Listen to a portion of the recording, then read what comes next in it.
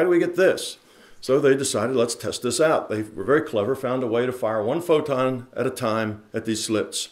So they fired a photon. Of course, one photon isn't enough to measure, particularly in those days. So they actually fired thousands, but they only fired them one at a time. So only one photon at a time interacted with these slits. And what do you think they got? Did they get this or this? Well, they got this. They got a diffraction pattern.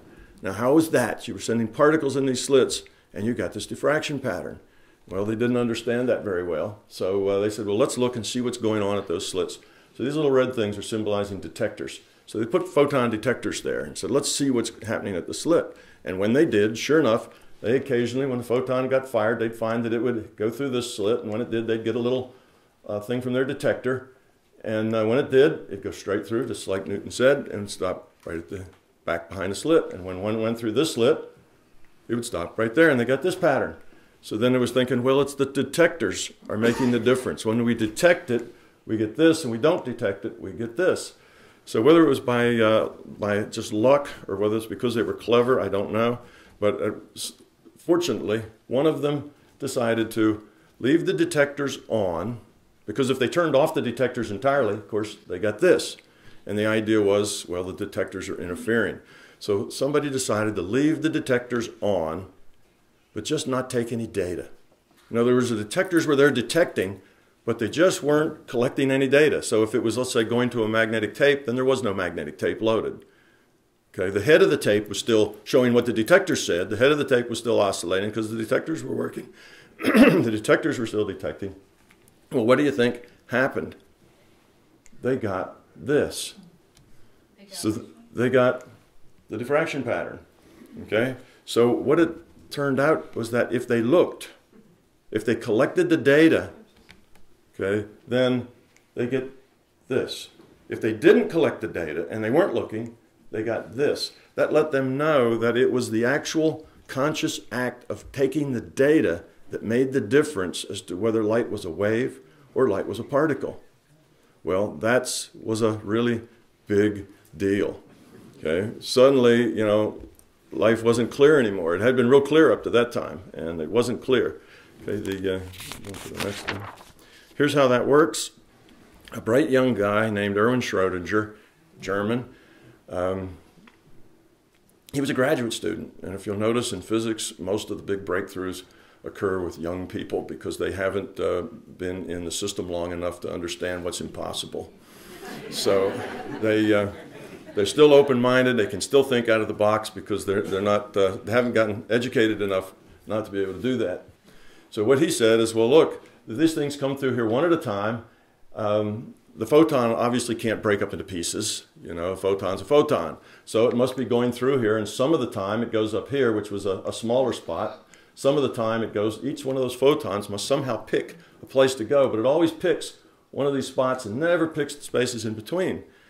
So what he would do is, he said, well, let's say that this photon's really not a photon at all. It's just probability distribution. Now, by that, I don't mean that the photon is somewhere and we just don't know where, and that's the probability of where it is.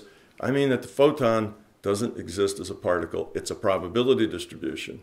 So given that it's a probability distribution, some of the probability goes through that hole, some of the probability goes through that hole. In other words, the probability is that some of it could go here. There's a certain amount of probability that goes here. The probability then interferes with itself like a wave, and you get this pattern.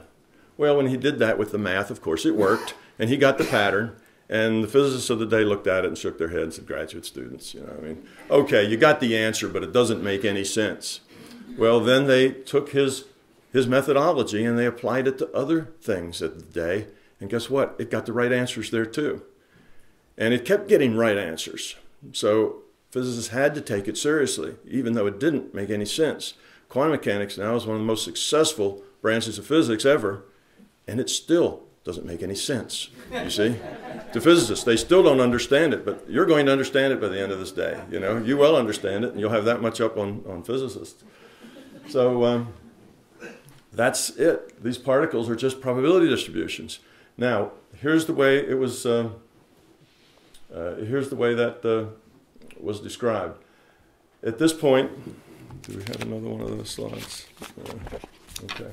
At this point, they realized that it's because they took the measurement, right? Consciousness is involved.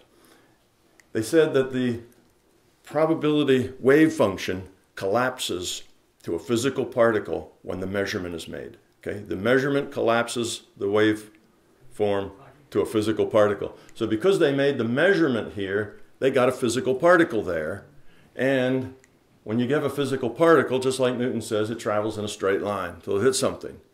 Here, the measurement was made here. So they didn't have a physical particle until the measurement was made. And when the measurement wave was made here, you got this diffraction pattern, because up until this point, there was no particle. It was just probability.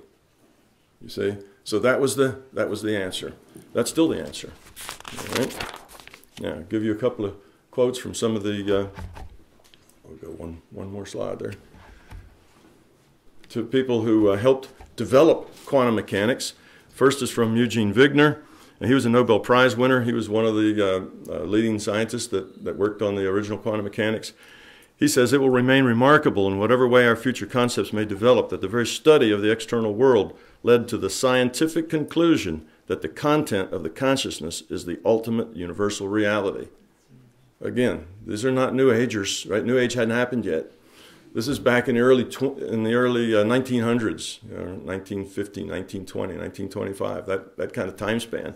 These are top-notch physicists. Max Planck, often known as the father of quantum mechanics, he didn't invent it, but he did a lot of work in it. And science cannot solve the ultimate mystery of nature because in the last analysis, we ourselves are part of the mystery we're trying to solve. And that sounds just like Einstein. The last quote, it said, "The space of physics is a function of our conceptual scheme." In other words, what's out here, our reality, is entangled with what's in here. Okay? So the summary of that is, 1, reality is a product of consciousness. 2, reality, mass, particles exist only as probability until a measurement is made. 2 fundamental truths that we knew back in the early 1900s. Now, we don't even seem to know that now, right? Science would probably read those 2 things and say, nah, that's not possible. Well, what happened? How come we kind of dumbed down over the last 100 years? Well, it's because, like in any field, when you hit the wall where you just can't take the next step, just like Einstein did, I have no idea, what elementary concepts to use next. Well, you avoid it because that's a career breaker, not a career builder. You go work where you can make something happen, where you can, write papers and get funding.